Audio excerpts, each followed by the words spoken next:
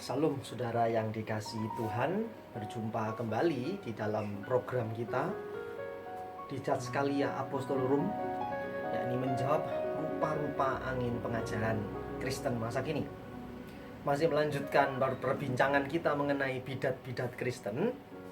Nah, itu sebabnya kesempatan ini kita akan melihat satu bidat yang juga menjadi warna gereja masa kini, yaitu bidat kiliasme. Nah,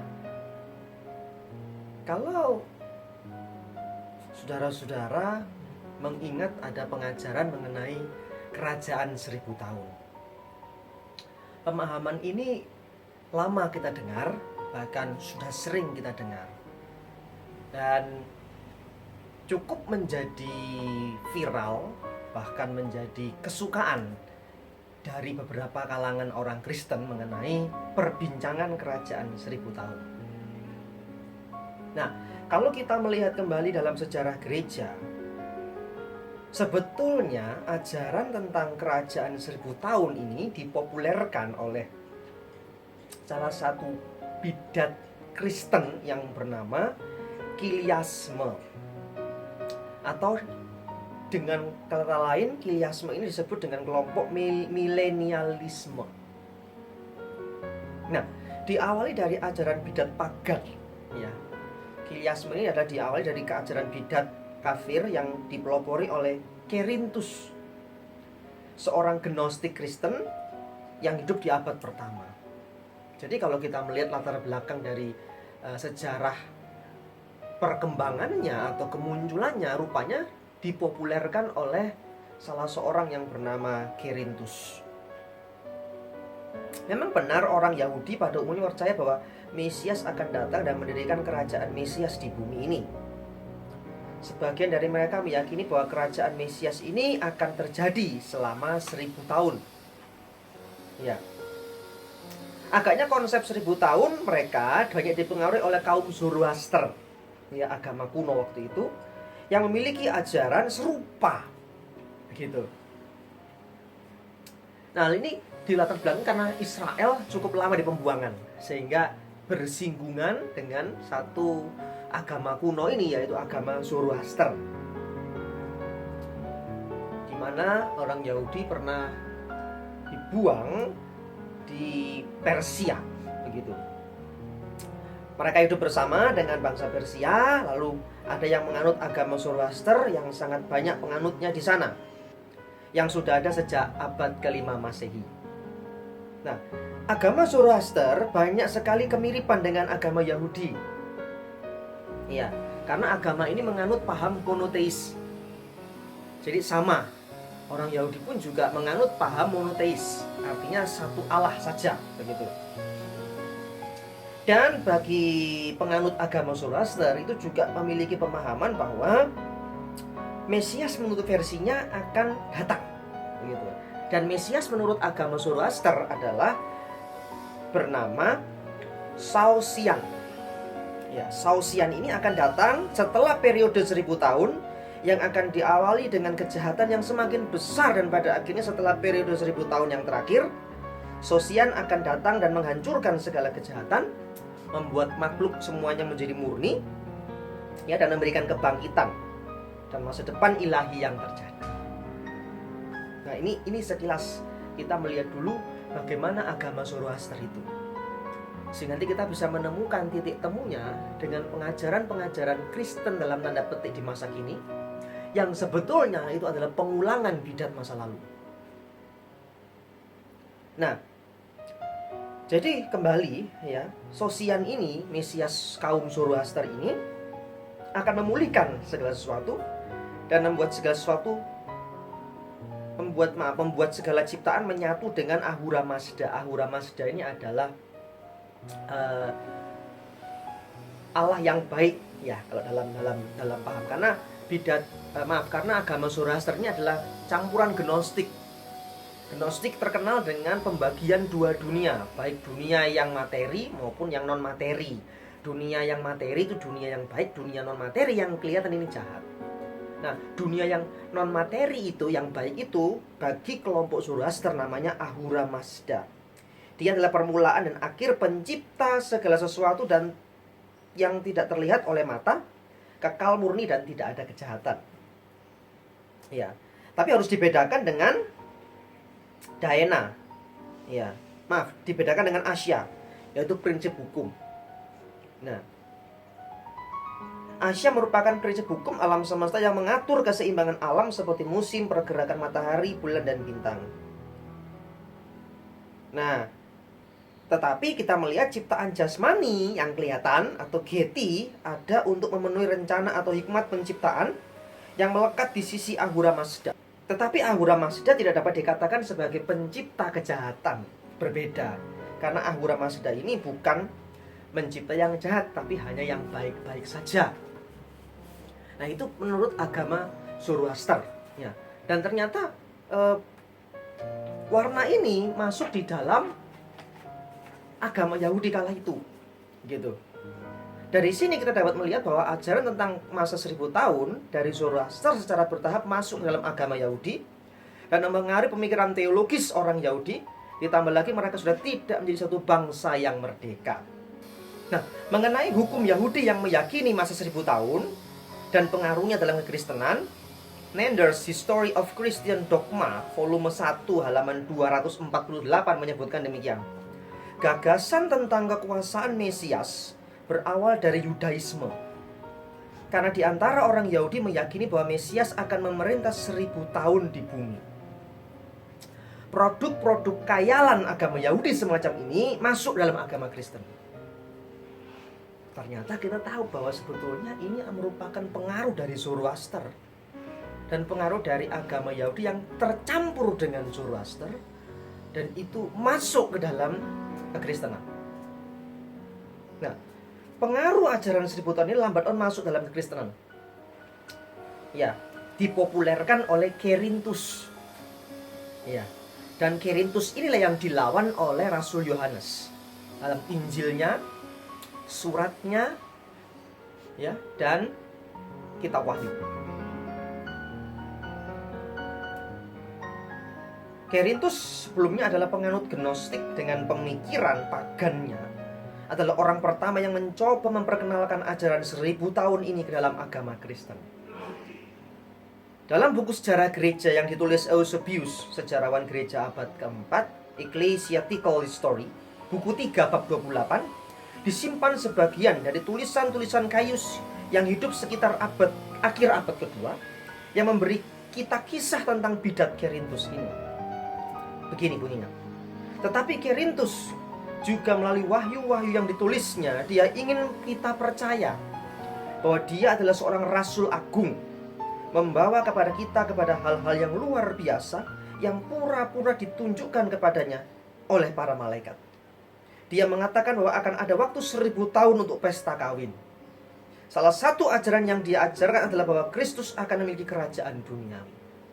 Nah, kita lihat ini juga mirip dengan pemahaman dari para rasul waktu itu, dalam tanda petik, sebelum mereka memahami siapa Yesus.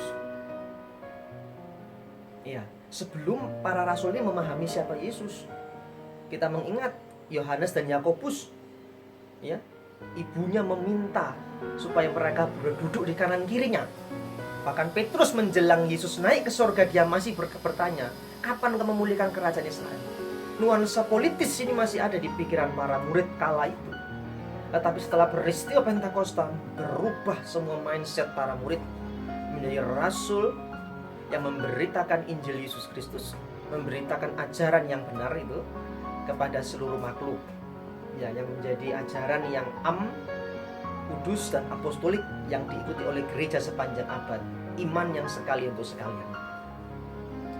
Pemikiran mereka pun hampir saja dipengaruhi oleh bidat-bidat semacam ini.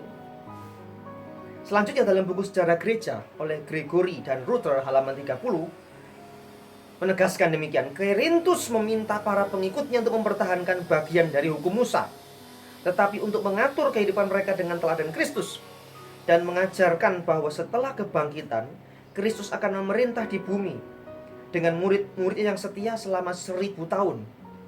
campuran Yudaisme dan filsafat timur atau Zoroaster ini membuat banyak orang terpikat dengan sekte ini segera menjadi sangat banyak seperti hari ini.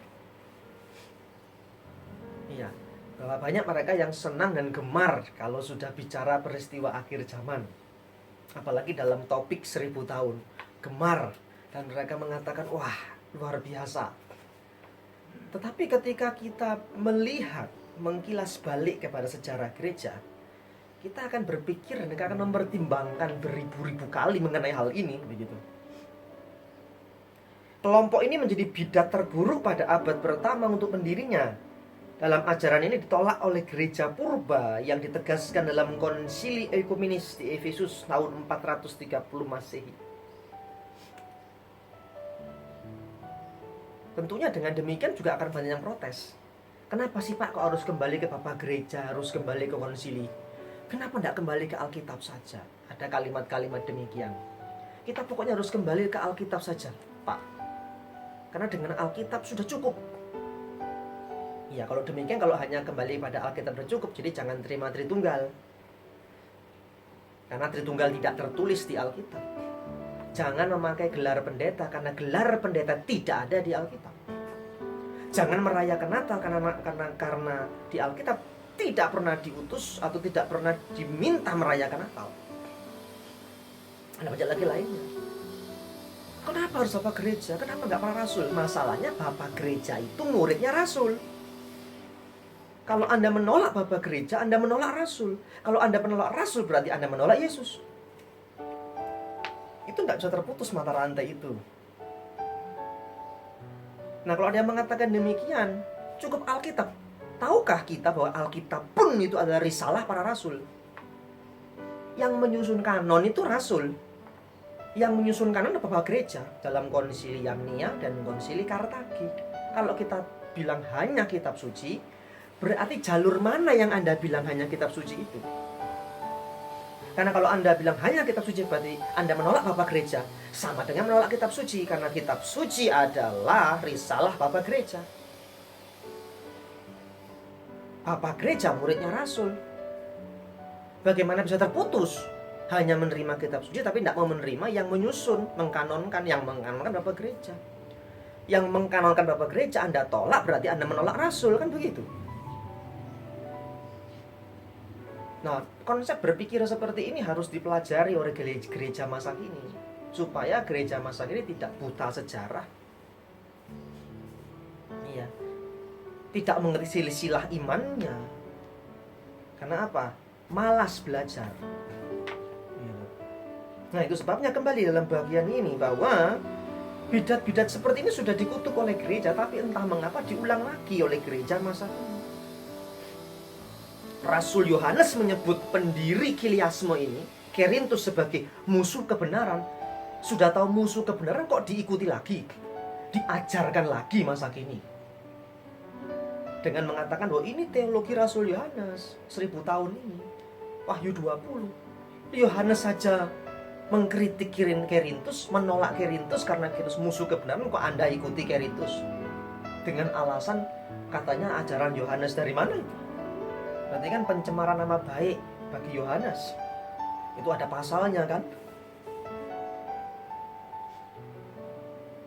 Kenapa saya katakan demikian? Itu catatan sejarah gereja dalam Eusebius tadi, buku 3 bab 28.